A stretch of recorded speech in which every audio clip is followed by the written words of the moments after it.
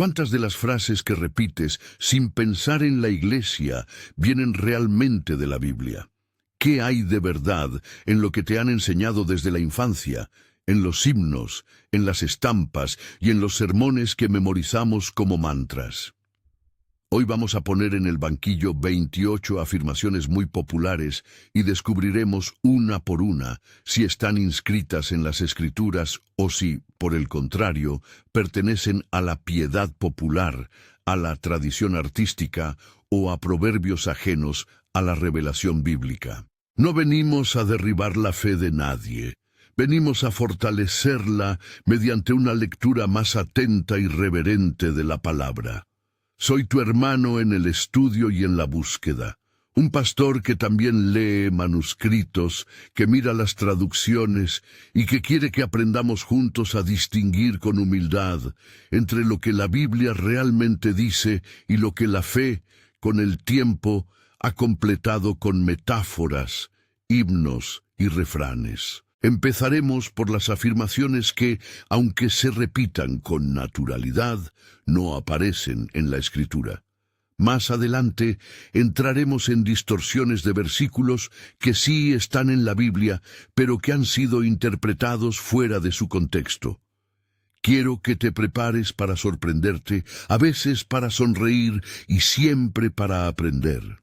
Empecemos. Hace siglos que el rostro de Jesús fue convertido en imagen familiar.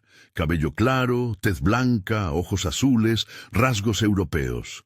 Esa representación está tan incrustada en la cultura occidental que muchos asumen que la Biblia ofrece una descripción física de Jesús.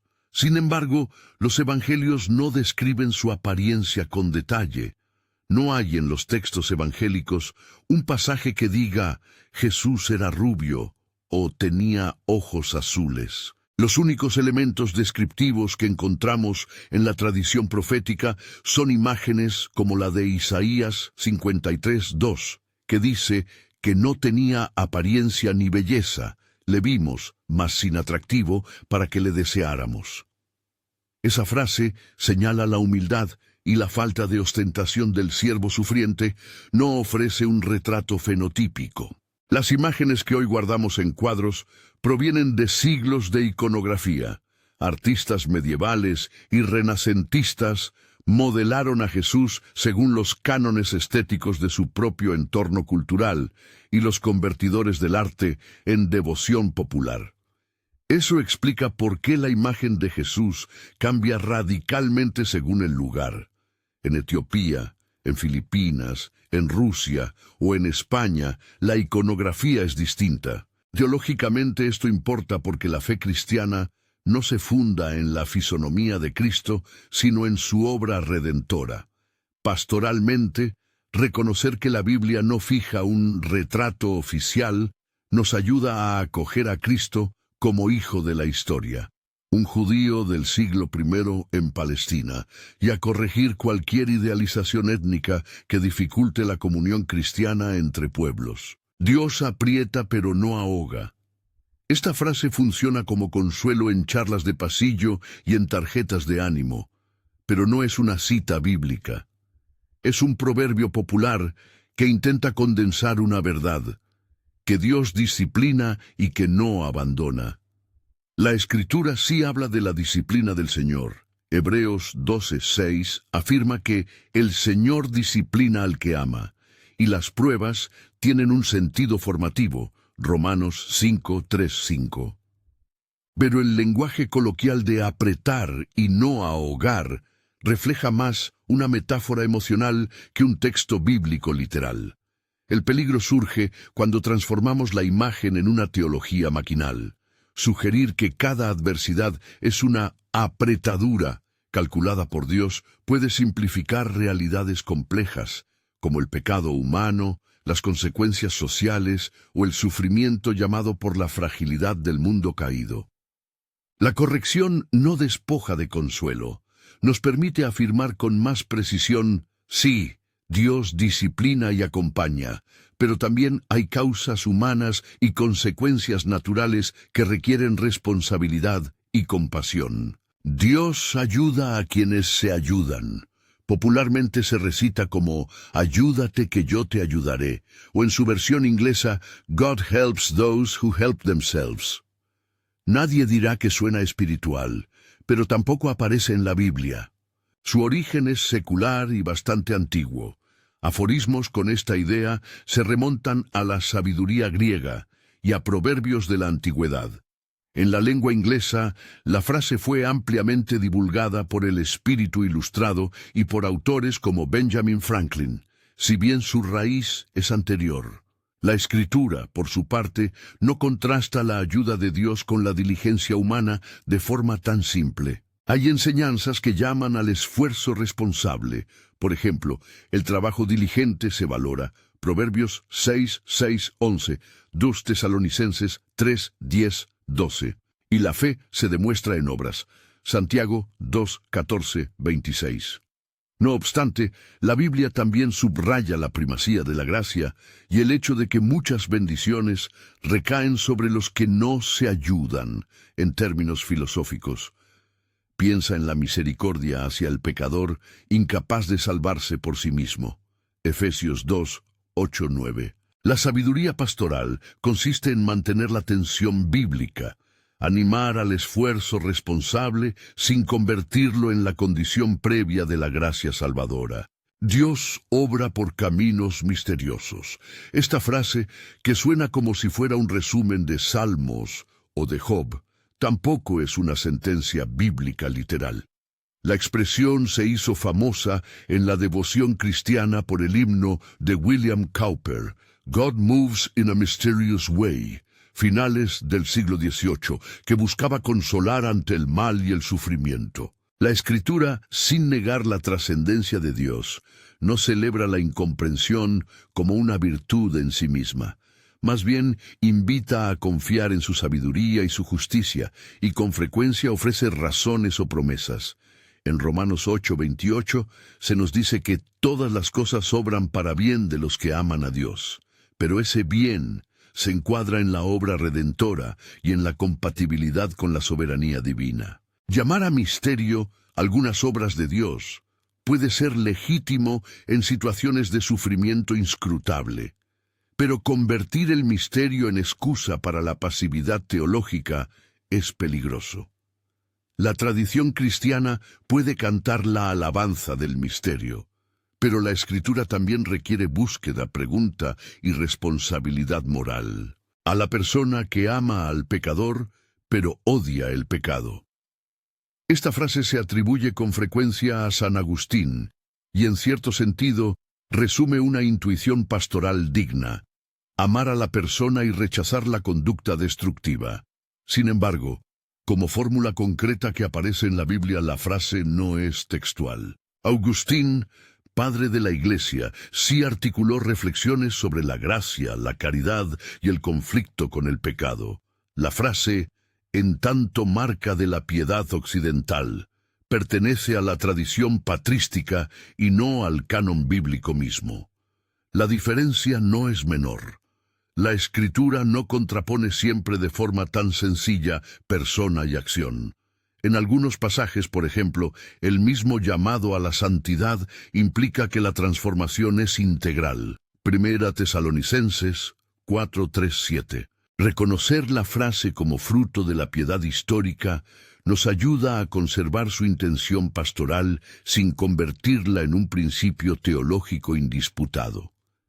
La compasión debe caminar junto a la exhortación a la conversión. La sangre de Cristo cubra tu casa. Seguramente la has oído en bendiciones, en tarjetas o en expresiones de protección espiritual. La combinación de la imagen de la sangre con la idea de protección recuerda poderosamente la noche de la Pascua en Éxodo 12. Donde la sangre del cordero en los dinteles protegía a las casas de la plaga de Egipto. En el Nuevo Testamento la sangre de Cristo tiene una función sacrificial y purificadora. Por ejemplo, 1 Juan 1:7 habla de la sangre de Jesús que nos limpia del pecado, y la tipología pascual sí permite una continuidad simbólica. No obstante, la forma concreta, que la sangre de Cristo cubra tu casa, no aparece como fórmula litúrgica en las Escrituras. Es una bendición piadosa que recoge imágenes bíblicas, pero su uso debe entenderse como tradición devocional que reinterpreta simbólicamente la obra redentora, no como una fórmula ritual prescrita por la Escritura. En la práctica pastoral, esa frase puede consolar. Teológicamente conviene recordar la distinción entre figuración y mandato. En el cielo habrá una estrella por cada alma salvada, o en otras versiones populares, cada alma vale una estrella en la corona. La mitología devocional que asocia estrellas, coronas y almas tiene ecos en varios pasajes bíblicos. La metáfora de la corona aparece en pasajes como 1 Corintios 9:25 y en el Crown of Life de Santiago 1:12 y Apocalipsis 2:10. Las estrellas aparecen en textos proféticos y apocalípticos, por ejemplo, Apocalipsis 12 y Job 38:7. Sin embargo, la idea de una correspondencia literal, una estrella, un alma, no es una enseñanza bíblica sostenida por el texto. Es más bien un desarrollo poético y artístico de la imaginación cristiana. La Biblia usa imágenes para enseñar verdades espirituales. Cuando fijamos una imagen como dato literal, estamos corriendo el riesgo de reducir la riqueza simbólica a una estadística celestial. No se mueve una hoja sin que Dios lo permita, o versiones similares que atribuyen a Dios control total, incluso sobre los mínimos movimientos de la creación, tienen un aire piadoso y provienen de intuiciones teístas sobre la providencia. La Escritura afirma la soberanía de Dios sobre la creación. Colosenses 1:16 y 17.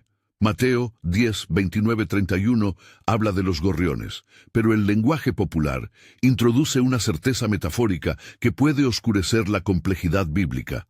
La providencia divina no elimina la responsabilidad humana ni la acción de fuerzas naturales. Además, cuando hacemos teología práctica, conviene distinguir entre dos afirmaciones distintas.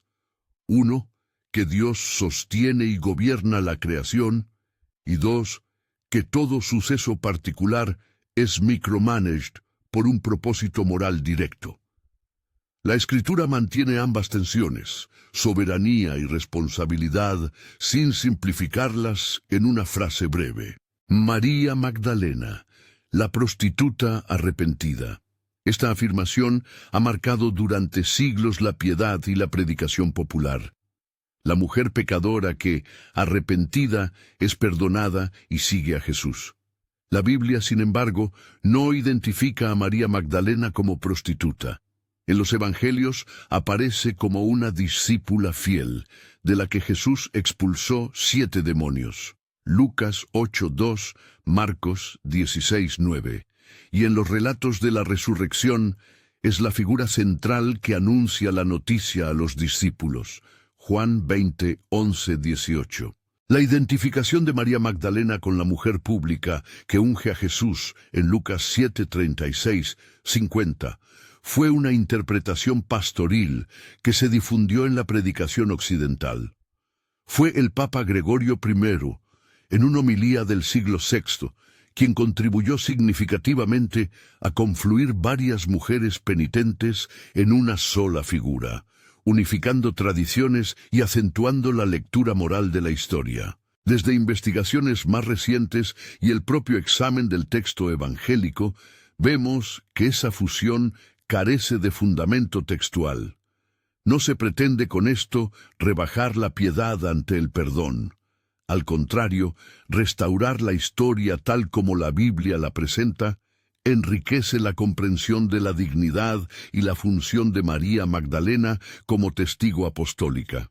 Los magos fueron 3 y eran reyes. La escena de los magos con regalos de oro, incienso y mirra, yaciendo ante el niño Jesús, está entre las más evocadoras de la Navidad. Mateo 2 nos habla de magos del Oriente que traen esos 3 presentes, pero el evangelista no especifica cuántos eran ni los llama reyes. La tradición cristiana tardía los denomina reyes y les asigna 3 nombres: Melchor, Gaspar y Baltasar, basándose en la cantidad de obsequios y en desarrollos legendarios posteriores. Esa interpretación responde más a la teología del simbolismo. Los presentes representan honor regio, divinidad y sufrimiento, y a la expansión literaria y litúrgica que a la narrativa evangélica original. Reconocer la diferencia entre lo que el Evangelio afirma y lo que la piedad ha embellecido no desmerece la escena, la hace más fiel al texto y nos enseña a disfrutar la riqueza simbólica sin confundirla con la literalidad. Jonás fue tragado por una ballena. La famosa historia de Jonás, en la que es tragado por una criatura marina, está en Jonás 1:17. Y vino a estar Jonás en el vientre del gran pez 3 días y 3 noches. La frase ballena no aparece en el texto hebreo. La expresión es dag gadol, literalmente pez grande. La identificación con una ballena es una inferencia posterior que nace de la imaginación y de la zoología popular. La corrección terminológica no disminuye el asombro del relato ni su carácter teológico. El hecho central es la experiencia de muerte y resurrección simbólica de Jonás, su oración en la angustia, Jonás 2, y la lección sobre la misericordia divina. Señalar que el texto habla de un pez grande y no de una ballena ayuda a precisar la lectura histórica y literaria sin quitar significado teológico. Cada una de estas afirmaciones, la imagen física de Jesús, los refranes de consuelo, las ubicuas amalgamas de personajes, los detalles naturalistas transformados en dato, tiene hoy consecuencias en la vida de fe. Algunas son inocuas y simplemente colorean la piedad popular. Otras producen equívocos teológicos y prácticas devocionales que merecen ser ajustadas. No se trata de pulir la piedad hasta dejarla estéril, sino de sostenerla con la honestidad de quien ama la verdad. Cuando corregimos una tradición, debemos hacerlo con ternura. El objetivo es la fidelidad al texto que nos sostiene, no la humillación del hermano que repite una frase aprendida. Si hasta aquí este tipo de descubrimientos te están resultando útiles y quieres que sigamos verificando otras afirmaciones que circulan como bíblicas, te invito a que te suscribas. Aquí no venimos a alimentar polémicas estériles, venimos a formar lectores responsables y corazones humildes que aman la Escritura. Al cerrar este primer bloque de afirmaciones inexistentes en el texto bíblico, conviene subrayar 2 puntos metodológicos que nos acompañarán en lo que sigue. Primero, cuando una frase no aparece en la Biblia, no la convertimos en herejía automática. La ubicamos en su origen, hagiografía, himno, proverbio o arte, y evaluamos si su uso ayuda o despista a la comunidad. Segundo, la ausencia textual exige precisión hermenéutica. Si un refrán contradecía un principio claro de la Escritura, correría peligro la doctrina. Si simplemente complementa la piedad con metáforas, a menudo merece sitio en la tradición, pero no como sustituto del texto canónico. A medida que avanzamos, el examen se vuelve más fino. No solo hay frases que no están en la Biblia, hay lecturas que extraen de un versículo conclusiones que el propio texto no sostiene. Hay casos en que la traducción, la variante manuscrita o la tradición artística han introducido matices que modifican la comprensión. En la siguiente sección revisaremos distorsiones que sí tienen una raíz bíblica, versículos reales convertidos en lemas fuera de contexto, y veremos pasajes concretos, su lectura fiel y las implicaciones que se derivan de corregirlos. Antes de entrar en esos ejemplos detallados, quiero que conserves una actitud tanto crítica como pastoral. Averiguar la verdad bíblica siempre debe conducirnos a mayor reverencia, no a orgullo. A continuación, examinaremos algunos de los casos más frecuentes, comenzando por mitos nacidos en el arte y la devoción, y continuando por errores de traducción que han calado en la predicación popular. Avancemos ahora hacia las lecturas que sí parten de un texto bíblico, pero que la tradición, la traducción apresurada o la simplificación popular han torcido hasta convertirlas en lemas que ya no coinciden con lo que la Escritura dice. Cada caso que sigue muestra la forma más común en que una frase o idea circula hoy y luego presenta el texto bíblico correcto, un apunte sobre idioma o manuscrito cuando procede y una breve aplicación pastoral. Lee con atención. Corregir no es humillar, es afinar la fidelidad de nuestra fe. 1. Saulo cayó del caballo. Popularmente se representa la conversión de Pablo con Saulo cayendo de un caballo. La versión en la predicación, el arte cristiano y los sermones se ha fijado así. Saulo va a Damasco, sobre un caballo. Una luz lo derriba y el caballo retrocede. ¿Qué dicen los textos?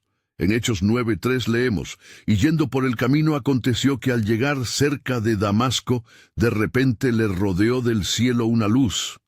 Hechos 9:3. En Hechos 22:6 y 26:13, en los discursos de Pablo, la narración vuelve a la misma experiencia. Una luz del cielo me alcanzó. En ningún lugar del relato se menciona un caballo. El texto dice que Saulo cayó en tierra. Acts 9:4. El caballo aparece por tradición iconográfica y por reconstrucciones literarias tardías. Aplicación pastoral. Insistir en que el detalle no altera la doctrina central, la gracia que persigue a Saulo, pero atender a la diferencia evita fundamentar sermones en adiciones no bíblicas. 2. Noé predicó durante 120 años. Algunos sermones populares afirman que Noé estuvo proclamando durante 120 años antes del diluvio. ¿Está eso en el texto? Génesis 6:3 dice, y dijo Jehová, no contenderá mi espíritu con el hombre para siempre, porque ciertamente él es carne, mas serán sus días 120 años. Esa cifra se ha interpretado de varias maneras, como límite de la vida humana, como período hasta el diluvio o como tiempo de paciencia de Dios antes del juicio. Por otro lado, 2 Pedro 2:5 llama a Noé predicador de justicia en algunas traducciones, y a los que no obedecieron condenó, trayendo el diluvio sobre los impíos, y preservó a Noé pescador de justicia. Revisada varía. Muchas versiones usan predicador de justicia. 2 Pedro 2:5. Esto sugiere que la tradición ve en Noé una labor de testimonio. Sin embargo, afirmar con seguridad que ese testimonio duró exactamente 120 años no es algo que el texto clásico establezca de forma explícita. Aplicación pastoral. Reconocer la fidelidad y paciencia de Noé sin convertir una cifra en dogma. Más valioso que los años es el ejemplo de constancia en la obediencia. 3. Goliat medía tanto. La estatura de Goliat aparece distinta según manuscritos. En 1 Samuel 17:4, la LXX y el texto masorético divergen. El texto masorético dice 6 codos y un palmo, traducciones comunes, alrededor de casi 3 metros, mientras que la versión de la Septuaginta y algunos manuscritos antiguos ofrecen una medida menor, por ejemplo, 4 codos y un palmo. ¿Qué implica esto? Que las cifras varían en la tradición manuscrita. La teología del relato no depende de un número exacto. David enfrenta a un adversario gigantesco. La lección es la confianza en Dios, no una estadística precisa. Aplicación pastoral. Poner el acento en la fe de David y en la soberanía divina más que en cifras de dimensiones que los copistas pudieron alterar. 4. Jericó. 7 vueltas en total. La memoria popular a menudo simplifica contando 7 vueltas y ya. El texto de Josué 6 es más preciso. Durante 6 días los israelitas dieron una vuelta alrededor de la muralla y el 7º día dieron 7 vueltas. Josué 6:3-4, 6:15. Si uno suma, algunos concluyen que hubo 13 vueltas en total, 1 por día durante 6 días, verso 6. Más 7, el séptimo día, verses 13. Pero lo que el texto comunica con claridad es el ritmo litúrgico y la obediencia. Una acción ordenada por Dios culminó en la caída de la ciudad. Aplicación pastoral. Evita el juego de cifras como reemplazo de la enseñanza. La obediencia rítmica y colectiva es lo que importa. 5. Las moradas de Juan 14 son mansiones. Juan 14:2. En la casa de mi Padre muchas moradas hay. La palabra griega utilizada es monai, que significa lugares de permanencia o habitaciones, aposentos. La traducción mansiones, más usada en inglés antiguo mansions, evoca grandes palacios, lo cual puede distorsionar la intención original.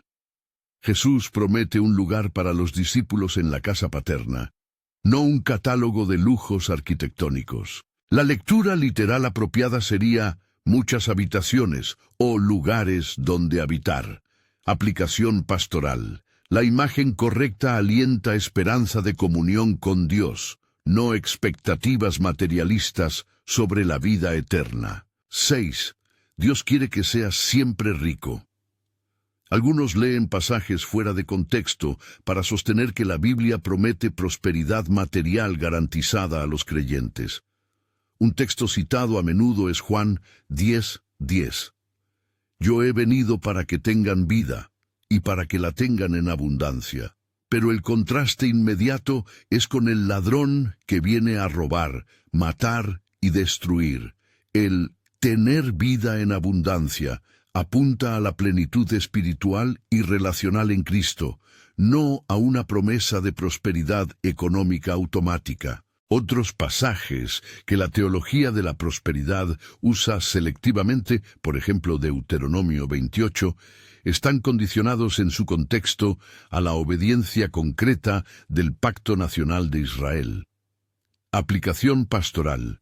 Cuidar la palabra abundancia contra lecturas que la empobrecen hasta convertirla en talismán material. La abundancia bíblica es primero vida plena en comunión con Dios. 7. Romanos 11:29. Los dones son irrevocables, así que tus dones no se pierden. Romanos 11:29 dice, porque no arrepentidos son los dones y el llamamiento de Dios. En contexto, Pablo habla de la fidelidad de Dios hacia Israel y del plan histórico de salvación. La frase subraya la inescrutabilidad de la promesa divina respecto a su pueblo. Aplicarla como garantía de que cualquier ministerio, carisma o función permanece independientemente de la fidelidad o del arrepentimiento personal es forzar el texto. La Escritura distingue entre la fidelidad de Dios a su pacto y la respuesta humana que puede acoger o rechazar un don. Aplicación pastoral, honrar la fidelidad divina sin usar el texto para evitar la disciplina, la responsabilidad o el arrepentimiento. 8. Juan 10:10. Tener vida en abundancia significa prosperidad material. Ya lo tocamos, pero conviene ampliar. Leer Juan 10:10 como una promesa para obtener bienes materiales por la fe desconoce el contexto del pastor que da vida a sus ovejas y las libra de los destructores. Jesús habla de vida en el sentido más pleno: reconciliación, restauración, relación con el Padre. Aplicación pastoral: orientar la esperanza cristiana hacia la vida que Dios dona en Cristo, no hacia la acumulación de bienes. 9. Job 19:25 garantiza una inmediata subida al cielo. Job 19:25 declara, yo sé que mi Redentor vive, y al fin se levantará sobre el polvo. En su contexto, Job expresa confianza en la justicia divina que le dará razón frente a sus acusadores. El texto se inscribe en la poética de la fe en medio del sufrimiento. No se trata de una enseñanza sistemática sobre la cronología escatológica, sino de una confesión de esperanza. Aplicación pastoral. Usar Job para consolar la perseverancia, no como fórmula teológica sobre cómo y cuándo será la vindicación final de los creyentes. 10. Pide y lo recibirás. Marcos 11:24, leído como fórmula mágica. Marcos 11:24. Por tanto os digo que todo lo que pidáis orando, creed que lo recibiréis y os vendrá. El versículo está dentro de un pasaje sobre la fe y la oración perseverante, y en el contexto inmediato aparece la exhortación a la limpieza del corazón antes de orar. Marcos 11:25. La promesa debe leerse a la luz de la justicia, de la voluntad de Dios y del discernimiento comunitario. No autoriza una lista de deseos consumistas presentados como fe. Aplicación pastoral. Orar con expectación, sí. Usar versículos como cheques en blanco, no. 11. El dinero es la raíz de todos los males. 1 Timoteo 6:10 dice, porque raíz de todos los males es el amor al dinero. Literal, porque ganas del dinero es raíz de toda clase de males. La variante popular invierte el sentido. El dinero es la raíz de todos los males. Ese giro trivializa el diagnóstico bíblico. El problema no es el dinero en sí, sino la avaricia y la pasión desordenada por él. Aplicación pastoral. Distinguir la ética cristiana respecto a la riqueza, uso responsable, generosidad, del cliché que demoniza cualquier posesión. 12. La limpieza está junto a la piedad. Cleanliness is next to godliness. Es un proverbio muy difundido en la piedad popular, pero no es una sentencia bíblica, no aparece en las Escrituras. Su origen suele atribuirse a tradiciones culturales y a líderes eclesiásticos posteriores. La Biblia sí valora el orden, la pureza ritual en ciertos contextos y la vida sobria, pero no equipara literal y automáticamente la limpieza física con la virtud espiritual. Aplicación pastoral.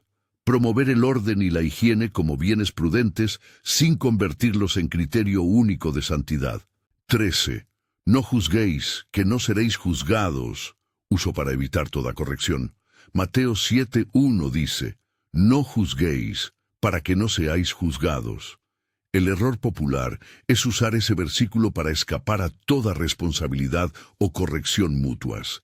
Mirando el Sermón del Monte completo, Jesús enseña contra el juicio hipócrita y llama a la introspección.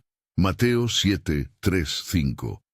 El mandato no prohíbe todo juicio moral ni la disciplina eclesiástica justa. Prohíbe el juicio severo y autoexculpatorio sin examen personal. Aplicación pastoral. Practicar la corrección con humildad, no usar la frase para encubrir indiferencia moral o ausencia de amor fraternal que corrige. 14. La fe mueve montañas, convertida en fórmula de control. Jesús habla de una fe sin tamaño pequeño en Mateo 17:20. Si tuviereis fe como un grano de mostaza, nada os será imposible. Y en Mateo 21:21, algunas variantes textuales incluyen la misma idea. El contexto habla de confianza real en la acción de Dios por medio de la oración y la obediencia, no de una tecnología de control espiritual para manipular la naturaleza o forzar resultados a capricho. Aplicación pastoral. Enseñar la fe como dependencia activa y humilde, no como instrumento manipulador. 15. Los 7 pecados capitales son bíblicos. La lista concreta de 7 pecados capitales, ira, gula, envidia, pereza, avaricia, soberbia, lujuria, no aparece en la Biblia tal cual. Es una construcción teológica posterior, Evagrio Póntico, y luego popularizada por Gregorio Magno. La Escritura sí condena esos comportamientos, pero la clasificación sistematizada es historia de la piedad, no una lista canónica. Aplicación pastoral. Valorar la tradición moral de la Iglesia, pero recordar que la Escritura siempre exige examen más profundo de la conciencia. 16. Isaías 14:12 identifica a Satanás como lucero de manera literal y directa. Isaías 14:12 dice, ¿cómo caíste del cielo, oh lucero, hijo de la mañana? En hebreo, Heilel ben Shachar. El contexto es un poema contra el rey de Babilonia. Los padres y la tradición cristiana hicieron de esta figura una tipología de la caída de un ser angelical. La Biblia no presenta un desarrollo sistemático que identifique sin ambigüedad ese pasaje como una biografía de Satanás en todos sus detalles. Es un texto poético y mayordomo de una crítica a un monarca humano. Aplicación pastoral. Leer con cuidado la tipología y no sacar de un texto poético una biografía demonológica que la propia escritura no desarrolla en clave literal. 17. Ahorcar al niño con la vara, spare the rod and spoil the child, usado para justificar malos tratos. Proverbios 13:24 dice, el que detiene el castigo aborrece a su hijo, mas el que lo ama lo disciplina a tiempo. Proverbios 22:15 y 23:13-14 también tratan la corrección. El peligro está en usar esos mandatos como licencia para la violencia y el abuso. La disciplina bíblica busca la formación del carácter en amor, no autoriza la crueldad. Aplicación pastoral. Disciplina con límites, proporcionalidad y amor. Denunciar y corregir todo uso abusivo de la figura del madero para infligir daño. 18. Dios quiere que te vaya siempre bien. Deuteronomio 28, usado fuera de contexto. Deuteronomio 28 contiene bendiciones para la obediencia y maldiciones para la desobediencia dentro del Pacto Nacional de Israel. Aislando los versículos de las bendiciones, Pi 1:14, algunos predicadores aseguran que la obediencia individual siempre trae prosperidad material garantizada. Eso es una lectura anacrónica. El capítulo está enmarcado en la promesa condición del pacto para una nación concreta en su historia. Aplicación pastoral. Afirmar que Dios bendice a su pueblo, pero evitar la lectura simple que convierte la teología bíblica en un contrato mecanicista entre conducta y prosperidad. Metodología breve. ¿Por qué importan las variantes y el idioma original? La práctica de comparar lo que la gente cree con lo que el texto dice exige herramientas humildes, pero firmes. 3 notas metodológicas que nos ayudan a no equivocarnos. A. Contexto siempre. Un versículo leído aisladamente puede decir media verdad o una mentira entera. Interpretar Mateo 7:1 sin leer los vi 2:5 produce confusión. Leer Juan 10:10 sin su contraste con el falso pastor empobrece el sentido. B. Idioma y traducción importan. Palabras como monai en Juan 14:2 o dag gadol, dggdbl en Jonás, muestran que pequeñas decisiones lingüísticas alteran la imagen popular. Indicar la palabra original y una traducción literal ayuda a corregir malentendidos sin ser pedante. C. Manuscritos y tradiciones textuales varían. La diferencia entre el texto masorético y la Septuaginta, en el caso de Goliat, o variantes en los evangelios, nos recuerda que el texto que leemos es fruto de una cadena manuscrita. La crítica textual es la disciplina que nos enseña a evaluar testigos antiguos, no para minar la fe, sino para acercarnos con más fidelidad al mensaje original. 3 ejemplos de aplicación metodológica en los casos tratados. Goliat. La variante numérica no cambia el núcleo del relato. La crítica textual nos dice, existe diversidad en la transmisión. Seamos cautos con cifras concretas. Moradas, monai.